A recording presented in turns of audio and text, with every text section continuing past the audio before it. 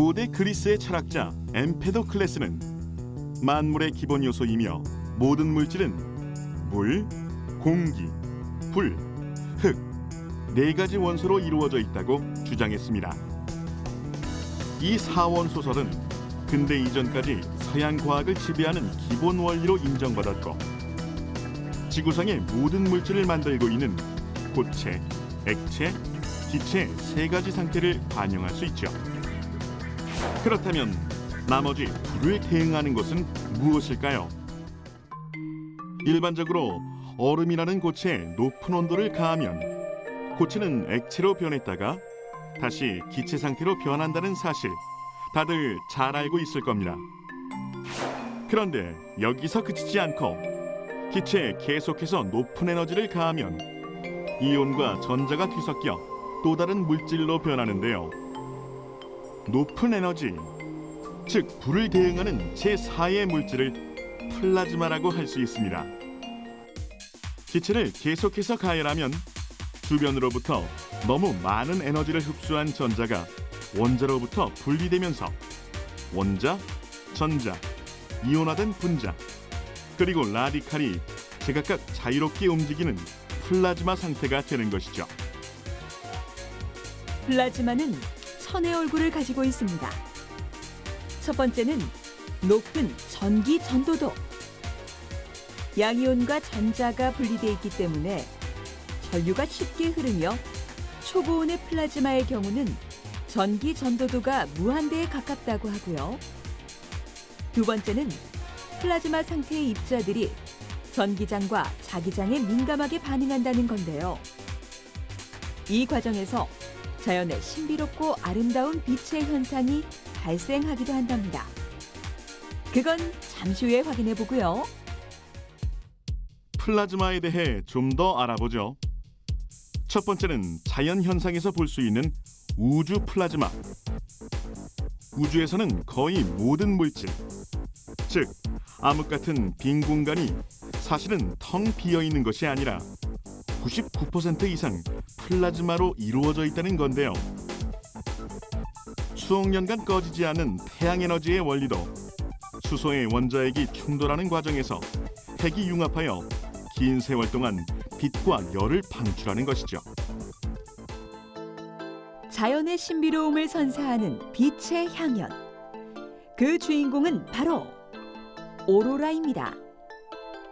플라즈마 상태의 입자들이 지구의 자기장에 이끌려 대기 속으로 빨려 들어가면서 공기의 입자와 충돌해 빛을 내는 건데요.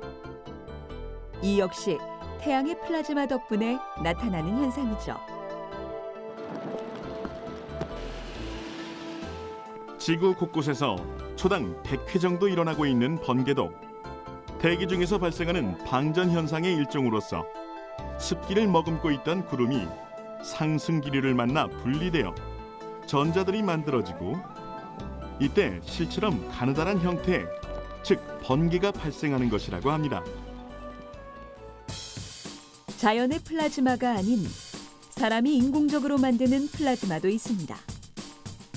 섭씨 1억 도 이상의 고온에서 자기장과 레이저를 이용해 태양과 비슷한 환경을 만드는 초고온 플라즈마는 핵융합 반응으로 많은 양의 에너지를 얻을 수 있어 차세대 그린 에너지원으로 활용할 수 있고요. 이보다 우리가 더 피부로 느낄 수 있는 플라즈마는 섭씨 100도 이하에서 만드는 저온 플라즈마인데요. 저온 플라즈마 응용 기술은 우리 주변 너무나도 많은 가까운 곳에 적용되고 있으며 그 중요성이 점점 커지고 있다는 것입니다. Plasma Display Panel, PDP.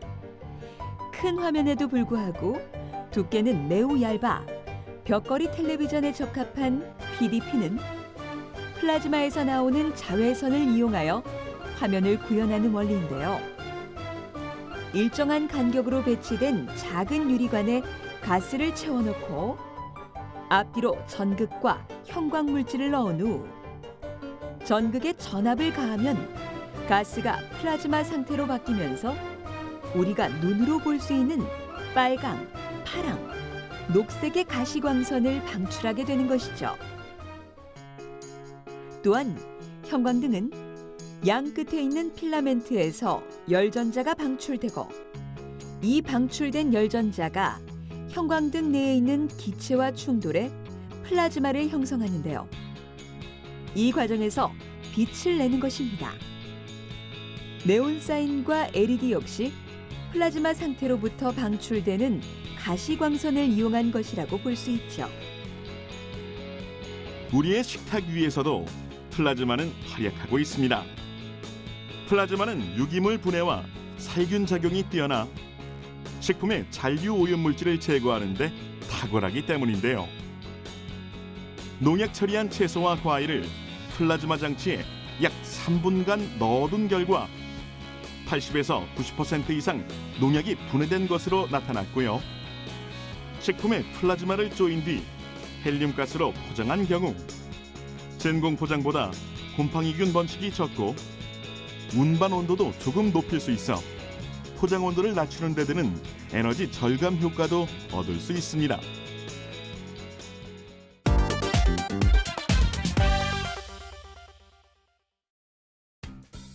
플라즈마는 지구의 골칫거리인 각종 환경 문제를 해결하는 데에도 큰 역할을 하고 있습니다.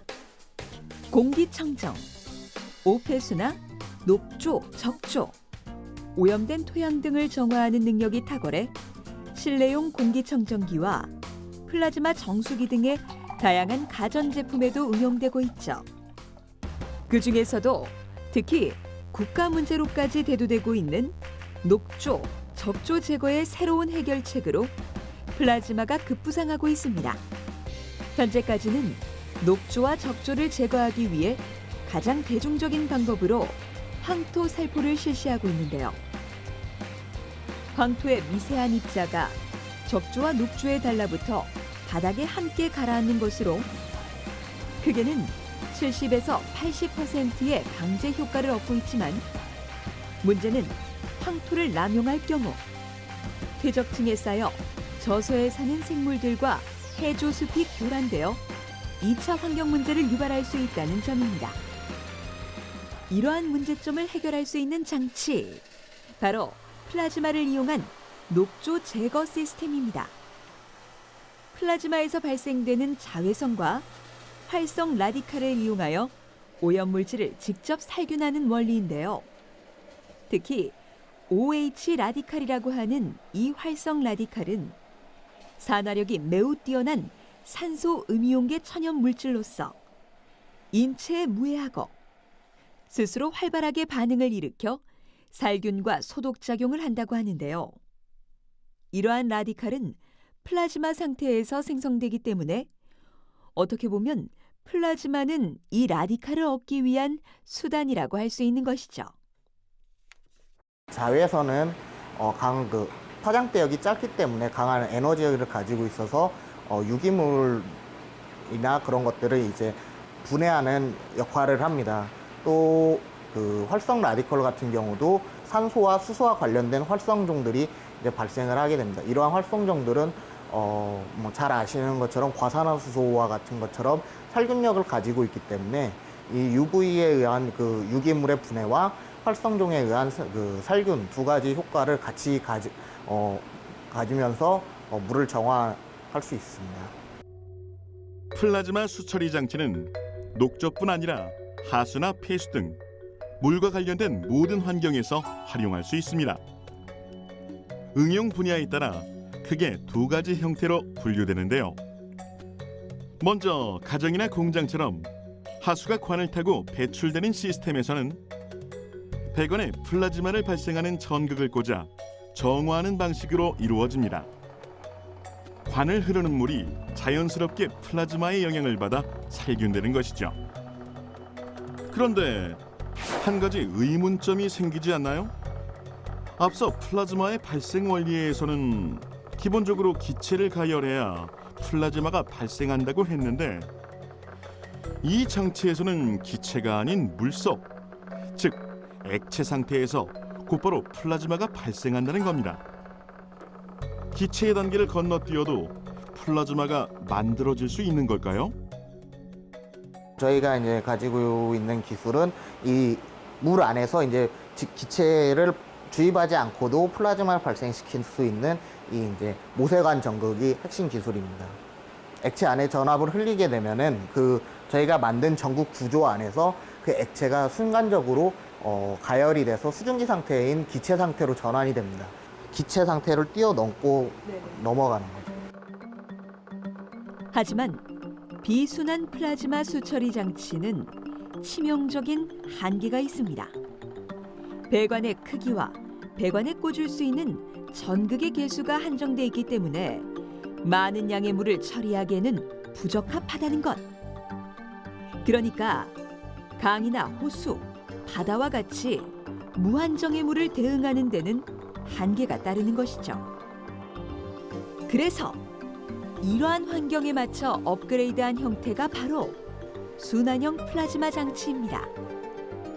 비순환형 장치와 가장 큰 차이점은 플라즈마를 분사하는 전극이 라인 형태로 여러 개 설치되어 있다는 점. 그리고 장치 자체를 이동해 강물을 펌프로 유입시켜 계속해서 순환시키기 때문에 대용량의 물을 처리할 수 있다는 점입니다.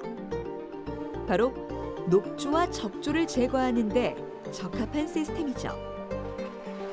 플라즈마에 의해 발생된 활성 라디칼로 녹조와 적조 발생균을 살균한 후 물을 다시 강으로 내보내면 사멸한 녹조가 물 바닥으로 가라앉아 시간의 경과에 따라 자연적으로 분해가 되고요. 라디칼이 작용한 물은 2일에서 3일 정도 살균 효과가 지속된다고 합니다. 염색약 용해액을 섞은 물이 15분 만에 정화되는 과정을 볼까요? 오, 물 색깔이 눈에 띄게 맑아지는 것이 보이시죠? 이러한 순환형 수처리 장치로 실제 녹조 섞인 물을 정화했을 때의 효과는 남세균에 의해 생성되는 독소 중 하나인 마이크로시스틴을 5분간 처리한 결과 99% 이상의 살균력이 확인되었다고 합니다. 경제적이고 친환경적이고 다양한 환경에 응용할 수 있는 플라즈마 수처리 장치.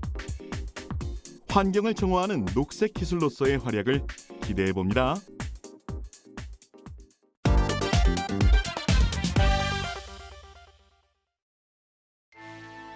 정복할 수 없는 광물, 보석의 황제, 영원 불멸의 존재. 우리가 표현할 수 있는 최고의 수식어를 모두 가지고 있는 다이아몬드입니다. 다이아몬드라는 이름 자체도 그리스어로 정복할 수 없다라는 뜻을 함의하고 있죠. 다이아몬드는 다른 돌에는 없는 몇 가지 특성이 있습니다. 한 가지 원소인 탄소로만 구성된 유일한 보석 광물이며 지구의 구성 물질 중 가장 단단하다는 것이죠. 그런데 여기 천연의 다이아몬드보다 더 단단한 초고경도 다이아몬드가 있습니다. 이 물질은 군사용 폐탄약을 고온과 고열에 펑 터뜨리는 즉 폭발법을 통해 만들어지는데요. 사이즈는 약 5에서 10나노미터로 매우 작지만 경도와 내구성, 높은 열 전도도 등 다이아몬드의 특성을 그대로 지니는 동시에 절연성까지 추가적으로 가지고 있죠. 나노 다이아몬드의 이러한 특성 덕분에 물체의 표면 강도를 높이는 코팅제나 연마제, 윤활유, 화장품까지 다양한 산업 분야에서 활발히 활용되고 있는데요. 바로 이 시커먼 가루가 폭발법으로 만들어진 나노 다이아몬드와 그 불순물입니다. 나노 다이아몬드를 제조하는 과정에서 발생하는 불순물이 많아도 너무 많다 보니 순도 높은 나노 다이아몬드를 얻기 위해선 불순물을 제거하는 별도의 화학 처리 과정이 필요한데요. 문제는 높은 비용과 불순물 제거에 한계가 따른다는 것입니다. 시커먼 가루에서 한층 밝아진 이 회색 가루가 바로 화학 처리로 불순물을 제거한 상태이며 고순도로 갈수록 색은 더 밝아지고 다른 소재와의 반응도도 높아진다고 하는군요. 그렇다면 이 불순물 제거에서 플라즈마의 역할은 바로 순도를 제어한다는 건데요. 폭발법으로 만든 시커먼 나노 다이아몬드를 합성한 기판에 플라즈마를 쬐어보겠습니다. 이건 이제 산소 플라즈마를 이용하는데요. 산소 플라즈마를 발생시키면 그 안에 반응성이 높은 활성산소가 나타나는데 그 활성산소가 다이아몬드를 제외한 비다이아몬드를 선택적으로 제거하게 됩니다. 마이크로 플라즈마 젯을 이용하여 패턴을 그리면 결정성을 가지고 있는 나노 다이아몬드를 제외한 비결정성의 탄소 화합물과 같은 물질들이 제거되는데요. 기존의 화학 처리에서 사용하던 염산, 질산, 황산 같은 재료 비용 절감과 폐기물 처리의 문제는 물론 소요 시간도 단축할 수 있다고 합니다. 마이크로 플라즈마 제트를 이용해서 패터닝을 하면 저 NFRI라는 하얀색 그림으로 지금 고순도 나노 다이아몬드가 형성된 거를 확인할 수 있습니다. 화학적 처리와 플라즈마를 이용해 불순물을 제거한 나노 다이아몬드. 국내 다이아몬드 정제 기술력이 세계 핵심 경쟁력으로 부상하는 날을 기대해봐도 좋겠죠? 천의 얼굴 플라즈마. 이번엔 용사 코팅용 재료 분말에서의 활약상을 확인해 보겠습니다. 용사 코팅이란 분말 상태의 재료를 전자기기, 자동차 등의 장비와 부품에 분사하여 코팅하는 기술로 제품의 내열과 내구성 등을 향상시키는 작용을 하는데요.